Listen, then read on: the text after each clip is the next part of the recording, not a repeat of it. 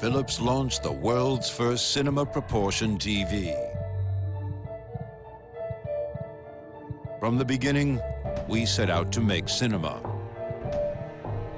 With a crew of over 100, a state-of-the-art motion control rig, 3 cranes, dozens of extras, a 3-day shoot, 5 weeks of post-production, a site that would be talked about, and a site that would get the product talked about.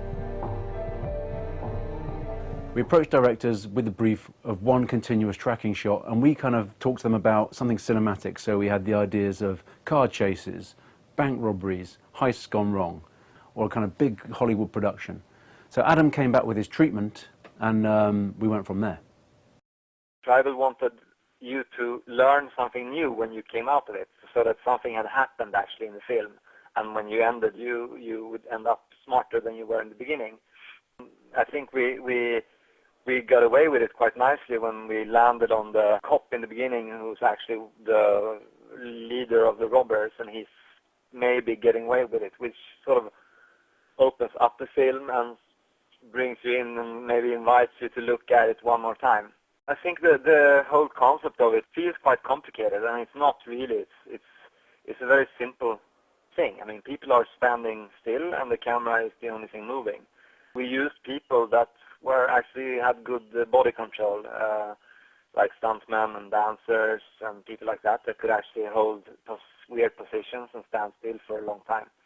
I mean, filmmaking is obviously a collaborative process, and you bring in a lot of experts that are experts in their field.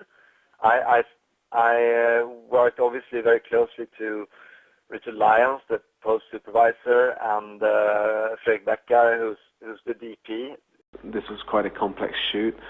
A bit like Adam says, you know, the actual idea looks very complicated, and it's quite a simple way of doing it, the way we've done it. The motion control allows you to repeat the camera move, and this is very useful when you're doing clean plates. So when we had a lot of actors that were hanging in wires, what it did was it allowed us to shoot another plate where there was no actors, and this gives you some source that you can use to remove the wires afterwards. And then we had a lot of 3D work, and a lot of that 3D work was not just things like the banknotes, but also the explosions. And it's hard enough to do an explosion, but to do an explosion that's actually frozen in time, that you're going very close to, or sometimes actually like in the upstairs corridor we actually go through the explosion, is very complex. So since this was a web-based film, this allowed us to work with kind of sub-films within the main film, and these became hotspots, and one of those, of course, was the VFX Supervisor's hotspot, where we used a little bit of poetic license to create a software that showed off how specifications of the TV, such as the picture quality and the sharpness and the smooth motion, really came through.